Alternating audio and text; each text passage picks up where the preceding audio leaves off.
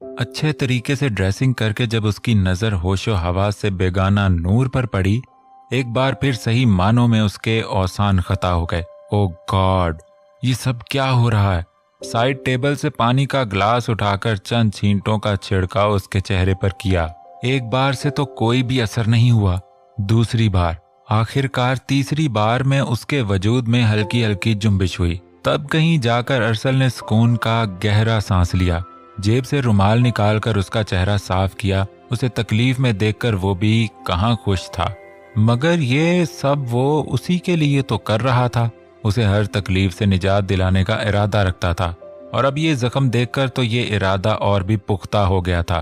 Please अब मुझे घर छोड़ाएं, एक नातवा आवाज उसके गले से बरामद हुई। हाँ, ले चलता हूँ। अब तो तुम्हें तुम्हारे घर लेकर जाना बहुत जरूरी हो गया है। उसने तुम्हारे पर जोर दिया, लेकिन इससे पहले तुम कुछ बातें ज़हन नशीन कर लो, क्योंकि जब मैं तुम्हें यहाँ से घर लेकर जाऊंगा तो इन्हीं सवालात का सामना करना होगा। अरसल की बातें उसके सर से गुजर रही थीं, मगर फिर भी उसने असबात में सर हिला दिया। हाल में आकर उसने चारों इतराफ में नजर दौड़ाई, मगर पूरे घर में सिवाय खामोशी के कुछ नजर न आया। तभी तारा के कमरे से अपनी माँ को आता देखकर उसने सुख का सांस लिया, मगर इससे पहले कि उनकी तरफ बढ़ता, चंबेली ने अबरू उठाकर सर झटका और अपने कमरे की तरफ बढ़ गई। मतलब अभी भी माहौल गर्म था। अरसल की कॉल आने पर वो बिना नाश्ता किए घर से निकला था, और अभी 2:30 बज रहे थे। भूख से बुरा हाल था। कुछ सोचते हुए उसने तारा के कमरे का रुख किया। हेलो गुड़िया, कैसी हो? बुक से सर उठाकर उसने अपने भाई की तरफ देखा और बेड से paper, colour pencil, scale, chart और बाकी सारी चीजों को एक तरफ सिरका कर उसके बैठने की जगह बनाई। बैठे भैया। क्या बैठूं यार, छोटी आज लंच में क्या बना है? बेड पर ढहते ही उसने पहले अपनी भूख के इलाज की दवा का सवाल किया। मसालेदार भिंडी गोश्त, बताने के साथ उसने एक आंख बंद करके चटखारा लिया। वाओ, नाम सुनते ही उसकी भूख चमक उठी।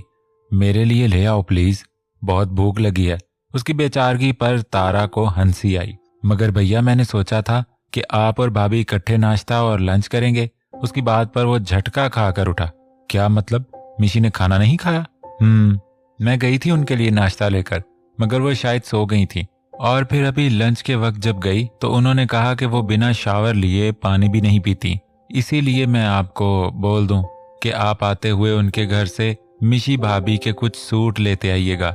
मैंने आपका फोन ट्राई भी किया, मगर आपने फोन ही नहीं उठाया। तारा की सारी बातें सुनकर आखिर में उसने सर पर हाथ मारा। ये सब तो उसने सोचा ही नहीं था। हालांकि मिशी के नाश्ते और लंच की रूटीन को वो अच्छे से जानता था, और उसके कपड़े नहीं हैं, ये ख्याल भी दिमाग से निकल गया था। अच्छा तारा, तुम जरा खाना गर्म कर दो, मैं देखता हूँ तुम्हारी भाभी को। इजलत में उठकर वो बाहर की सिंध बढ़ा। 1 मिनट भाई। तारा की आवाज ने उसके कदमों को ब्रेक लगाई। ध्यान से जाइएगा। वैसे सुबह जो आपकी धुलाई हुई, मामला इससे ज्यादा बिगड़ सकता है इस वक्त, क्योंकि शेरनी को जब भूख लगी होती है तब वो और भी ज्यादा खतरनाक होती है। उसने मुस्कुराहट दबाते हुए सुला दी। चांद ने भी संजीदगी से सोचकर सर हिलाया, मगर बात समझ आने पर उसने तारा को सख्त घूरी से नवाजा। ये हमारा घर नहीं है। आप हमें कहाँ ले आए हैं? कॉलेज की छुट्टी कब की हो गई है? अगर अभी भी मैं घर नहीं पहुंच पाई तो बहुत बुरा होगा मेरे साथ। प्लीज मेरे साथ ऐसा मजाक ना करें, मैं आपको रास्ता बताती हूँ। अंदाज आजिजाना, लहजे में इल्तिजा, डर, खौफ देखकर उसे अफसोस हुआ। मेरी जान, अब से यही तुम्हारा घर है। शायद तुमने सुना नहीं, शादी के बाद ससुराल ही लड़की का असल घर होता है। अरसल के किए गए इंकिशाफ पर उसकी आंखें हैरत से फैल गई। ये गलत है। ये वादा खिलाफी है। अब आप अपनी बात से मुकर नहीं सकते। वो रूहान सी हुई। मेरी जान, बहुत बोली हो तुम। ना तो मैंने कोई वादा खिलाफी की है और ना ही अपनी बात से पीछे हटाऊं। तुम्हें तुम्हारे घर छोड़ने का वादा किया था, तो देखो ले आया हूं तुम्हें तुम्हारे असली घर। चलो अब नीचे उतरो, अंदर भी हमारे इंतजार में सबने पलकें बिछा रखी होंगी। मजे से कहता हुआ वो गाड़ी से बाहर निकला, मगर नूर के सही मानों में हाथ पांव फूल गए थे। नहीं प्लीज। खुद को रोने से बाज रखते हुए उसने नफी में सर हिलाया, मगर मुकाबिल शायद आज बेहिस बना हुआ था। तभी हाथ पकड़कर खींचते हुए उसे बाहर निकाला। प्लीज, हमारे घर वाले परेशान हो रहे होंगे। अरे मेरी जान, क्यों इन सब की फिक्र कर रही हो? वो सब तुमसे मिलने के लिए यहीं आ रहे हैं। अब की बार उसे हैरत का शदीद झटका लगा। नीली आंखें हैरत की ज्यादती से फटने को हो गईं। ये वो जालिम इंसान क्या बोल रहा था? क्या अभी भी कोई कसर बाकी रह गई थी जो ये पूरी करना चाहता था? मन भर के कदमों से वो उसके साथ चल कम और घिसट ज्यादा रही थी। डुप्लीकेट चाबी से दरवाजा खोलकर उसने थोड़ी गर्दन अंदर करके झांका और माहौल का पता लगाने की कोशिश की, मगर यहां भी हर तरफ खामोशी देखकर उसने एक बार फिर सुख का सांस लिया। सामने ही वो औंधे मुंह बेड पर लेटी शायद सो रही थी। आस्तगी से दरवाजा बंद करके वो भी कबर्ड की तरफ बढ़ा। आ गए तुम? उसकी आवाज पर वो हैरान हुआ। मतलब कि वो सो नहीं रही थी। तुमने खाना क्यों नहीं खाया? वो उसके साथ इस वक्त कोई झगड़ा मोल नहीं लेना चाहता था, तभी बेहद नरमी से गोया हुआ। हाँ, क्यों नहीं? तुमने मेरे लिए ब्रांडेड कपड़ों का अंबार जो लगाया था, जानते हो ना मुझे नहीं पसंद बिना नहाए किसी भी चीज को हाथ लगाना। मैं तो चलो इस वक्त होशो हवास में नहीं थी, मगर तुम तो पूरे होश में मुझे वहां से निकाह कर लाए थे। मेरी जरूरी अशिया उठाते तुम्हें मौत आ रही थी। वो तरक कर बोल उठी। सुबह से भूख के मारे हालत खराब हुई थी, जिसका जिम्मेदार भी उसके मुताबिक चांद मलक ही था। मैं इस घर से कुछ नहीं लाना चाहता था। जिस घर में बेटी की इज्जत करने वाला, उस पर यकीन करने वाला बाप नहीं, उस घर से कुछ भी लाना मेरी गैरत को गवारा नहीं गुजरा। अभी तुम कैसे भी गुजारा करो, शावर लेकर मेरे कोई कपड़े पहनकर खाना खा लो। मैं भी खाना खाते ही तुम्हारे लिए शॉपिंग करने निकल जाऊंगा। उसका अंदाज दोबारा नरमी लिए था, मगर मिशी के दिमाग में आग लगा गया। ओह अच्छा, तो तुम्हारे कहने का मतलब है कि मेरा बाप मुझ पर यकीन नहीं करता। कभी तुमने अपने गिरेबान में झांका है? बीच सड़क पर मेरे साथ गैर अखलाकी हरकत करते हुए तुम्हारी गैरत नहीं जागी? उसके बाद इतनी रात को तुम मेरे कमरे में आंधम के, तब क्यों तुम्हारी गैरत ने तुम्हें नहीं रोका? यकीन ना करने वाले हालात तुमने पैदा किए हैं चांद मलक। तुम हो मुझ पर लगे हर इल्जाम की वजह। मैं आज अगर इस कमरे में तुम्हारे साथ मौजूद हूं तो सिर्फ तुम्हारी इन हरकतों की वजह से। गुस्से की शिद्दत से उसकी आवाज कपकपा गई। तुमने मेरे सारे ख्वाबों को चकनाचूर करके रख दिया। कोई भी लड़की अमीर हो या गरीब हो, अच्छी हो बुरी हो चाहे जैसी भी हो, मगर अपनी शादी को लेकर हर लड़की ने अलग अलग ख्वाब देखे होते हैं। वो भी अपने इस अटूट रिश्ते से बहुत सी उम्मीदें लगाकर बैठी होती है। मैंने भी लगाई थी, मेरे भी ख्वाब थे, मगर मालूम ना था इस रिश्ते के साथ मेरी किस्मत में इतनी रुसवाई जुड़ी है। अगर मालूम होता तो मिशेल सिद्दीक कभी कोई ख्वाब न देखती। कोई नहीं, कोई भी वजह नहीं मेरी बर्बादी की सिवाय तुम्हारे। नफरत करती हूं मैं तुमसे, इतनी नफरत जिसके इजहार के लिए मुझे अल्फाज नहीं मिलते। ऐसा कोई काम नहीं सोचता जिसे करके मैं तुमसे अपनी नफरत का इजहार कर सकूं। मुसलसल बोलते बोलते कब उसकी आंखों की बारिश होने लगी, उसे खबर ना हुई। जबकि चांद ने सुर्ख चेहरा लिए जोर से आंखें मीची। क्या वो सचमुच उसे इतनी तकलीफ से दो चार कर चुका था? उससे तो बस बेखुदी में गलती हो गई थी।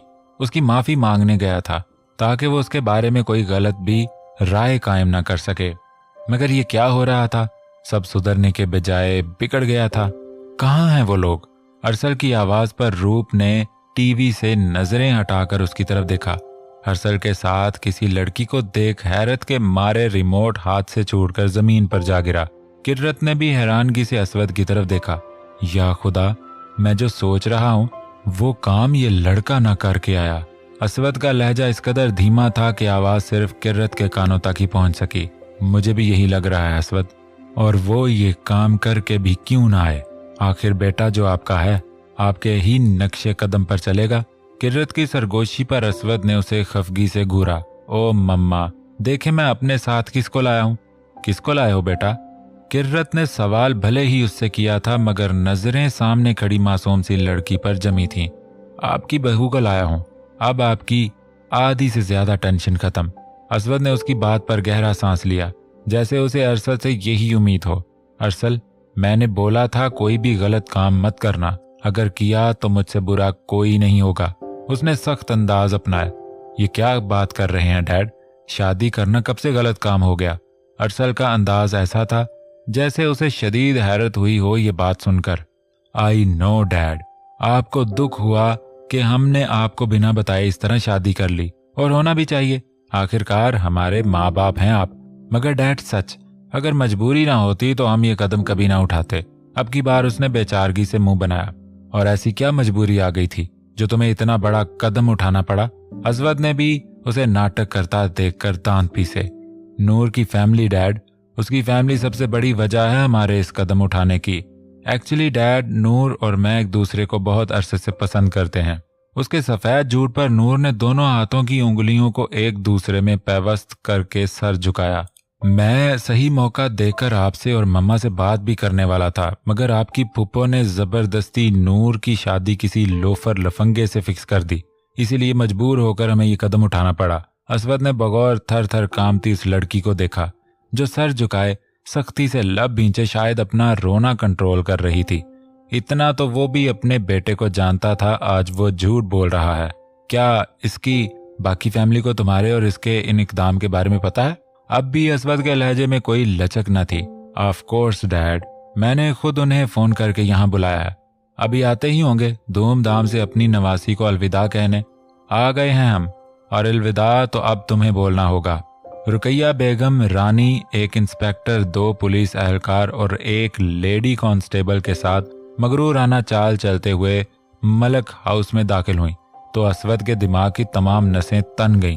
अरे आए आए, आप ही का इंतजार और जिक्र हो रहा था। बड़ी लंबी उम्र है आपकी। इससे पहले कि असवद आगे बढ़ता, अरसल ने आगे बढ़कर उनका वेलकम किया, मगर किर्रत को वो वेलकम कम और तंज ज्यादा लगा। रानी ने जैसे ही नूर की तरफ बढ़ने की कोशिश की, अरसल ने दरमियान में आकर उन्हें आगे बढ़ने से रोका। कितना बेशर्म इंसान है, हमारे घर की लड़की को उठाकर उससे जबरदस्ती निकाह करता है। इंस्पेक्टर साहब, जेल में डाल दें इस जलील इंसान को। रुकैया बेगम ने आते ही जहर उगलना शुरू कर दिया। आज तो वो सोच कर आई थी चाहे कुछ भी हो जाए, आज असवद मलक और उसकी फैमिली की इज्जत सारी दुनिया के सामने उछाल कर ही दम लेंगी। जबकि उनकी इस जुर्रत पर असवद अपना कंट्रोल खोने लगा। मगर एक बार फिर दरमियान में अरसल बोल उठा। अरे किसने बोला इंस्पेक्टर साहब मैंने कोई जोर जबरदस्ती की है? बल्कि हमने तो उनसे तंग आकर शादी की है। अगर यकीन ना आए तो आप खुद ही मेरी बीवी से पूछ लें। और शुक्र करें मैंने अभी तक आपके करतूत छुपाकर आपकी उम्र का लिहाज करते हुए अपना मुंह बंद रखा है, वरना दिल तो चाह रहा है आपको अभी और इसी वक्त हथकड़ियां लगवा दूं। अरसल की बातों पर वो सीख पा हो गई। एक कल का लड़का अब उन्हें धमकी देगा? इससे पहले कि वो और कुछ बोलती, इंस्पेक्टर साहब बीच में बोल उठे।